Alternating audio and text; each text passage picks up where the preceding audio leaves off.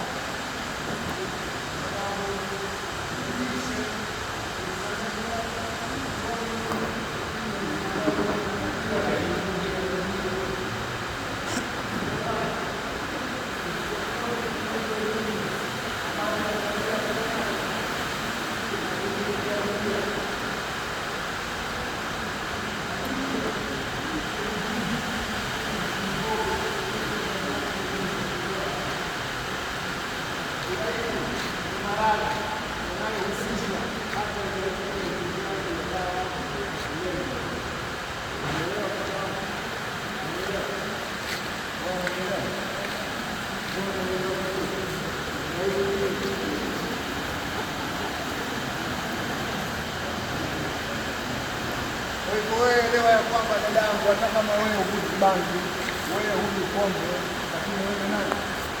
Wewe ni zaidi. Unaelewa? Tunasema uraibu ni maradhi yanayohusisha hata zaidi ya utumiaji wa dawa za kulevya. Kwa hivyo hata kama wewe hutumii dawa ya kulevya, wewe utabaki kuwa mraibu. Najua maswali mengi mnajiuliza hapo, kwa nini uraibu wakati sivuti bangi, sinywi pombe? Uongo kweli? Kwa sababu mimi naamini uraibu ni mtu wa pombe, naamini uraibu ni mtu wa bangi, naamini uraibu ni anayetumia dawa ya kulevya. Sio kweli. Lakini kuna maswali na expect mimi niulize. Kama kweli nimefungua akili zenu, nimenisikiliza, kuna maswali ambayo mimi kanijibu niulize.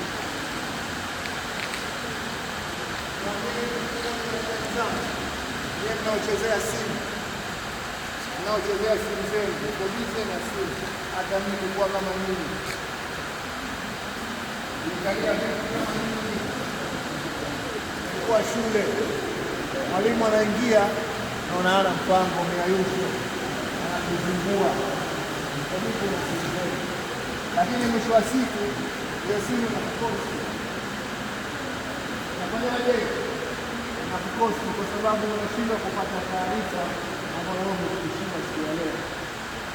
Unaweza ukaamini pengine wewe maisha yako ushayaweza tayari, una haja ya kutumia, lakini kuna changamoto ambazo zinakupelekea wewe kuja kutumia. Concentrate, sikiliza. Nitakupeni sababu moja iliyonifanya mimi niingie kwenye matumizi ya dawa za kulevya. Unaelewana?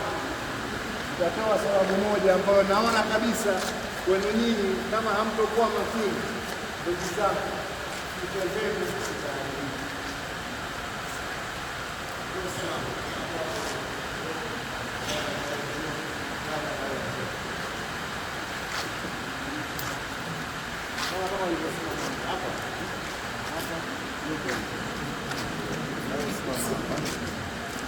Nawe simama.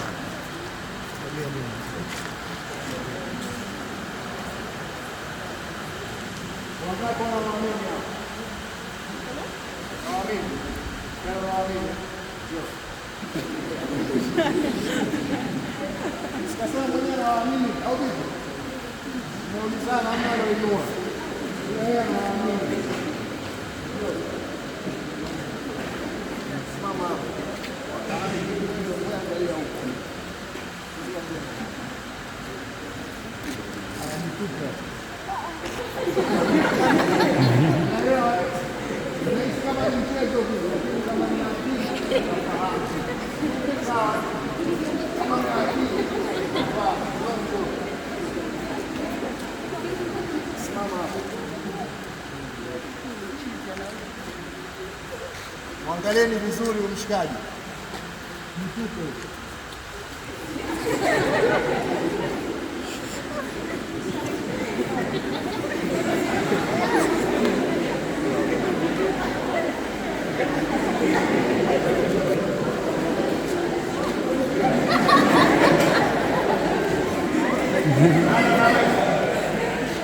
Nani kati ya nyinyi anaweza kuja kumtupa?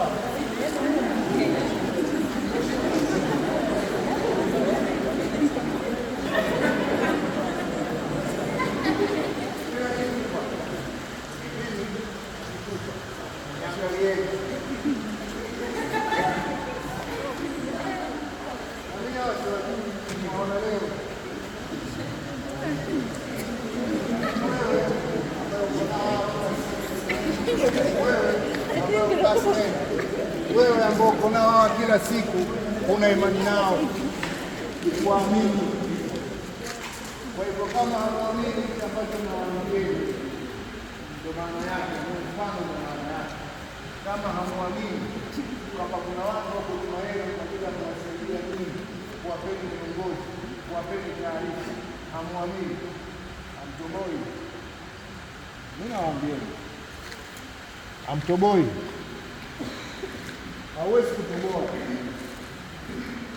kwa sababu kuna watu watatu wako nyuma yako wakotaka kudai wewe usipate matatizo, lakini wewe huamini. Ndio mfano wake ulibaya, na ndio mfano ambao mimi nilitokea katika maisha yangu. Nikitumia dawa za kulevya kwa miaka 15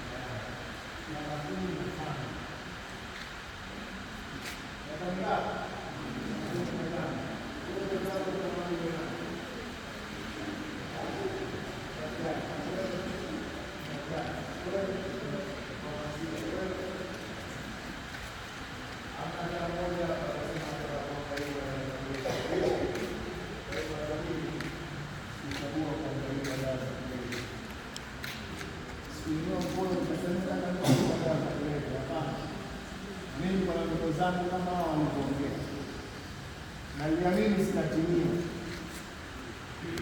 lakini baada ya kuongea nilianza na sigara, bangi, pombe, burungu, starehe, focus kwa shule kupotea.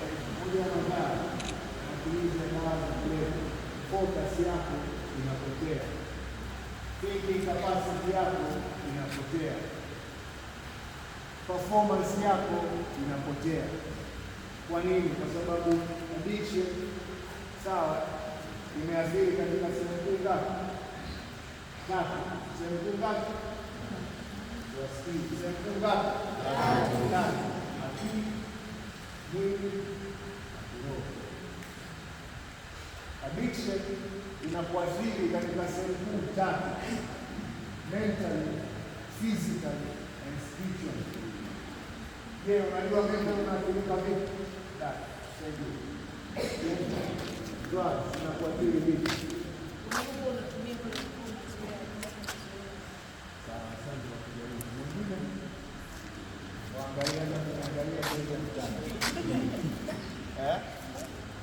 Mentally, akili yako inaathirika, unakuwa ni mtu wa kuobsess. Una obsession. Akili yako inawaza kitu hichi kimoja tu, haufikiri jambo lingine. Kwanza wewe unawaza bangi, ukiamka tu asubuhi, jambo la mwanzo unawaza bangi. Kama ni mraibu wa pombe, ukiamka tu asubuhi, mentally jambo la mwanzo unawaza pombe, unawaza mazoeo, unawaza mwili unatetemeka, sheki, withdrawal symptoms zile, huwezi kufanya kitu chochote mpaka unywe. Hiyo ni akili. Physically unaathirika vipi? Na naweza kujaribu physical. Vipi unaathirika physical? Physical, ndogo zangu, unakuwa na compulsive behavior. Unakuwa na compulsive behavior, unakuwa na tabia za lazima. Unalazimisha lazima bangi ipatikane. Unalazimisha lazima pombe ipatikane. Unalazimisha lazima mirungi na unga upatikane. Unaelewana?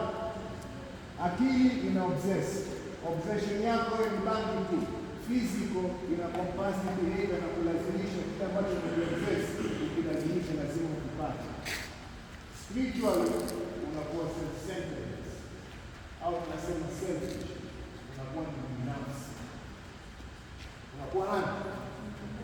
Unakuwa binafsi kwanza wa nafsi yako wewe mwenyewe. Hujihurumii, haujipendi, haujijali wala haujifikiri.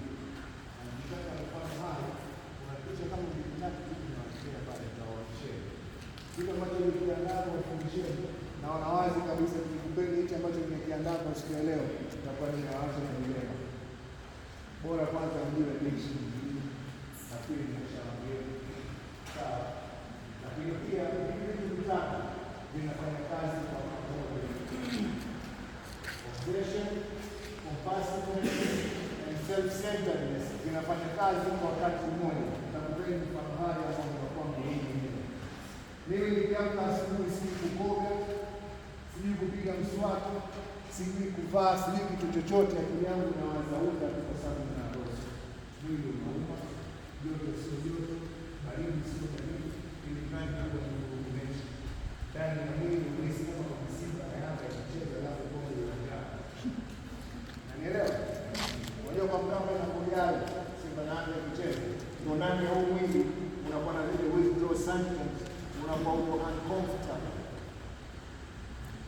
Mimi kidogo nanisamehe kama nitumie kidogo kuna gumu kwenye wangu. Kwa hiyo shauri la wanafunzi kidogo nanisamehe kwa baadhi ya lugha ambazo nitakuwa nazitumia. Ili mbali tu ujumbe ufike. Kwa sababu kuna wengine ni